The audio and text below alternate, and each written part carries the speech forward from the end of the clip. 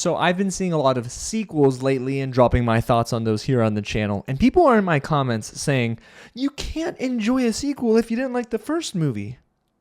But with Mortal Kombat, I didn't enjoy the first movie. But I have some good news about the sequel. So let's get into all my thoughts now on my spoiler-free review of Mortal Kombat 2. And don't scream get over here at me. I'm not coming.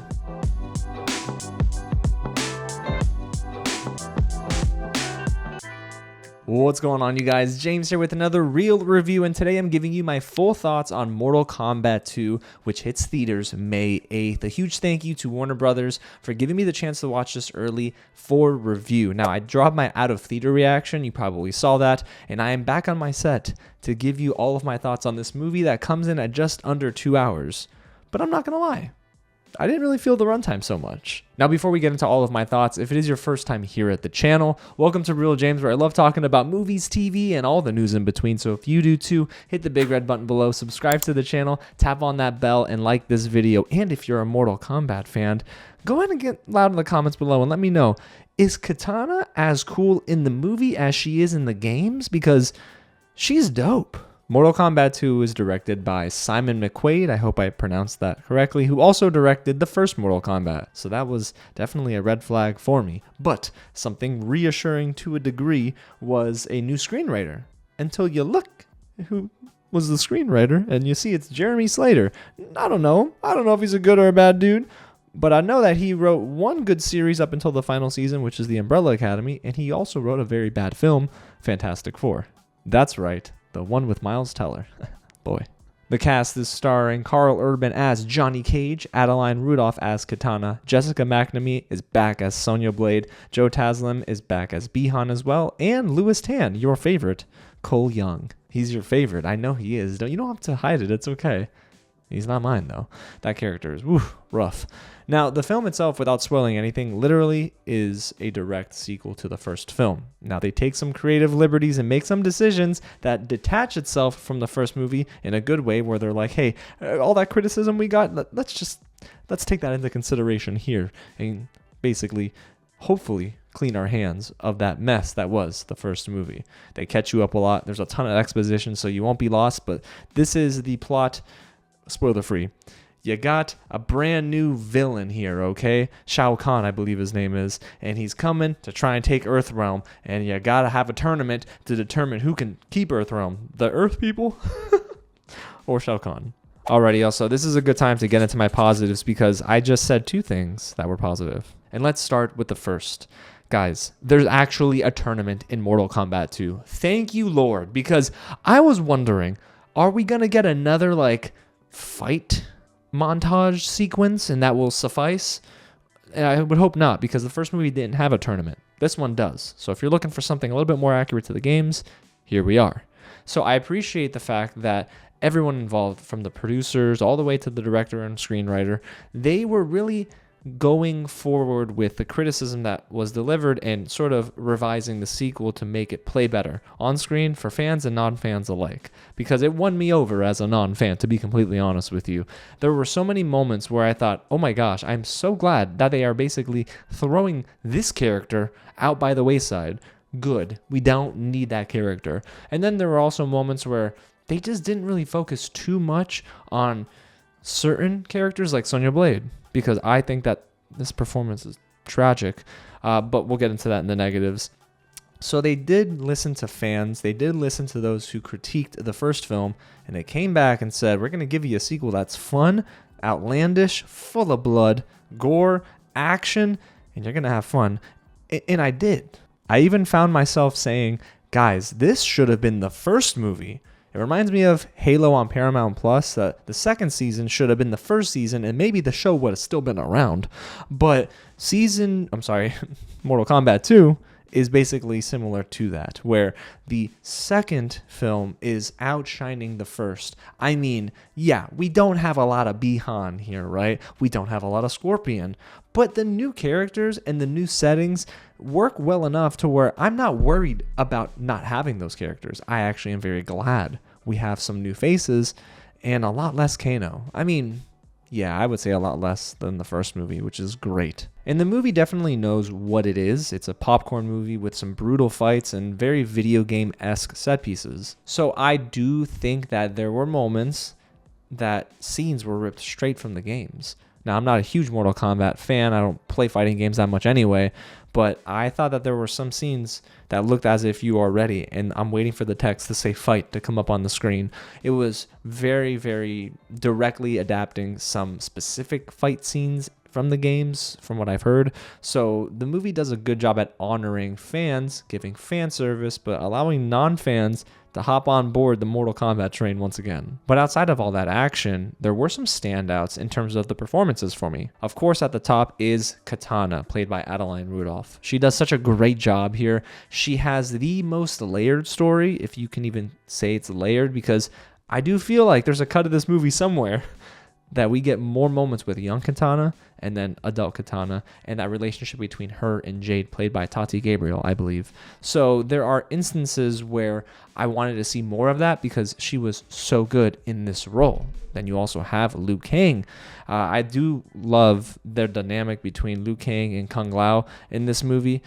Even though the acting, you're not there for the acting, but you are there for the relationship between those two, and to see exactly how that dynamic sort of unfolds. I can't spoil anything in this movie, but let's just say I also wanted more of that. So Kitana, Kung Lao, Liu Kang, there were moments, instances where I thought, okay, I wish the whole movie was like this, but they are pushing Johnny Cage front and center for most of this film. And speaking of Johnny Cage, for me, he was hit and miss. There were some moments where Karl Urban's screen presence was doing a lot of heavy lifting with the script that he was given. This guy is clearly an action star. I love him in these action roles. He's a star. At least for me, the guy probably doesn't get as much credit as he should for the performances he's put on over the years.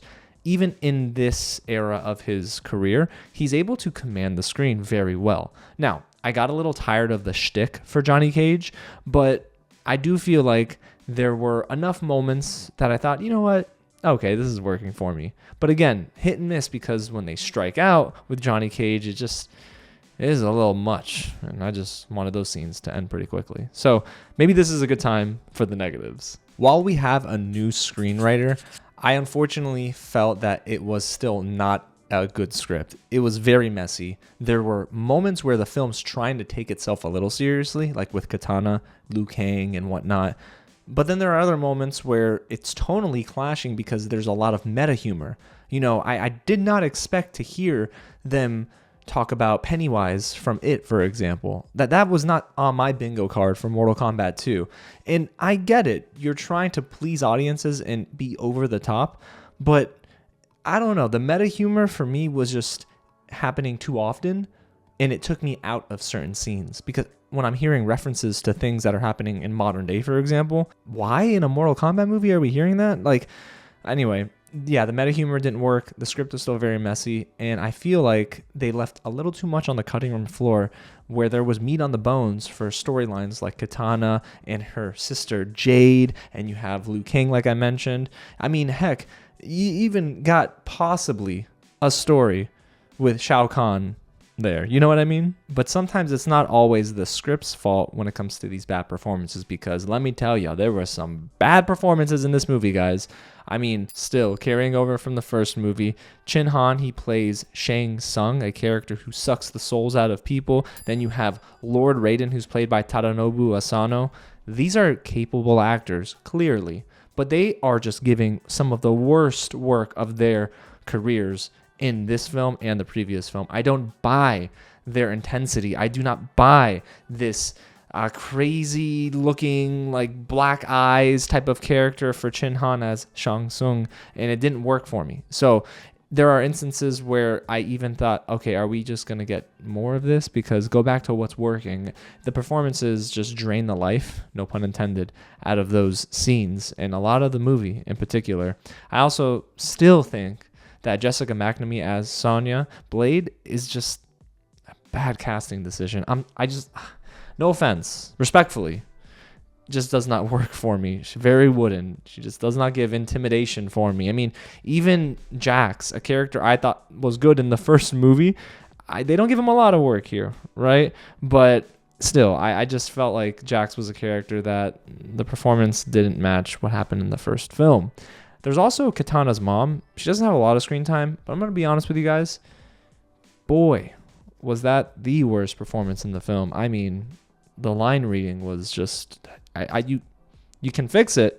We have the technology, but it clearly didn't work out for this film. I also thought there were some instances where, on a technical note, the editing was pretty rough. There were a lot of bouncing back and forth between fights where I almost felt like a steadier camera would have worked. Longer shots would have helped. But tracking the action was a little tough in the first half of the film. It got better as the movie went on, but it did kind of take me out at times. I also thought the score, the composition here, it was just... You heard the Mortal Kombat theme at one point. It was pretty dope. Everything else was very uninspired to me. You also have set designs where I thought they were going to be much better than the first movie, right? The first 10 minutes of Mortal Kombat, definitely great set design. Everything after that, pretty awful and flat. Sadly, that continues in the sequel, where I noticed a lot of sets just didn't feel very immersive to me. I just looked a little bland. So overall, you guys, what score am I even going to give Mortal Kombat 2? Because on one hand, the first film is pretty bad, that this does feel like an improvement. But again, there were a lot of issues I had with the film. I still feel like Mortal Kombat 2 is a fun popcorn film. And you are going to go in and you're going to get blood. You're going to get gore. You're going to get awesome fight sequences.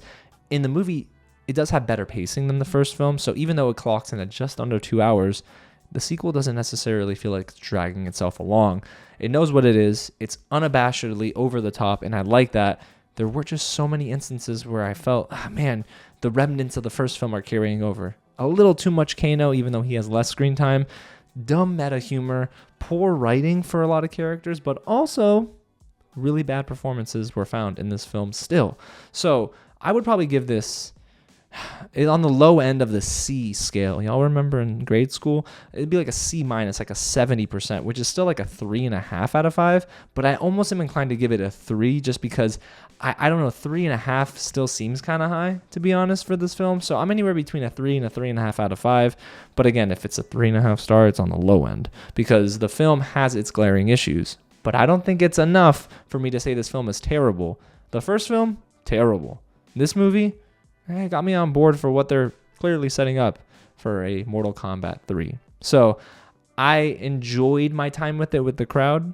Don't think it's a very, very watchable movie, but listen, after watching it once in theaters, I do think it could be worth like a nice cheap Tuesday. But if you're a fan, you better see this with the crowd opening weekend. So don't miss out. But let me know when you do check out Mortal Kombat 2 what you thought of it in the comments below. And subscribe to the channel because if you don't, fatality. No, I'm kidding. I can't do nothing. But please go ahead and subscribe to the channel if you've made it this far. Like this video and tap on that bell so you don't miss out on more reviews to come. You guys, it was still fun. Okay? So Mortal Kombat 2, for all of you saying, like, you're not going to like it because you didn't like the first movie. Egg on your faces. But I still love you. Thanks for your support. Alrighty, you guys. Well, there you have it. Those are my thoughts, spoiler free, of course, on Mortal Kombat 2. Again, let me know what you think of it when you see it in theaters. Thanks so much for sticking with me. God bless y'all, and I'll catch you at the next screening. Man, the lights, I set them up for like Scorpion and Sub-Zero, and they're like hardly in the film. Whatever.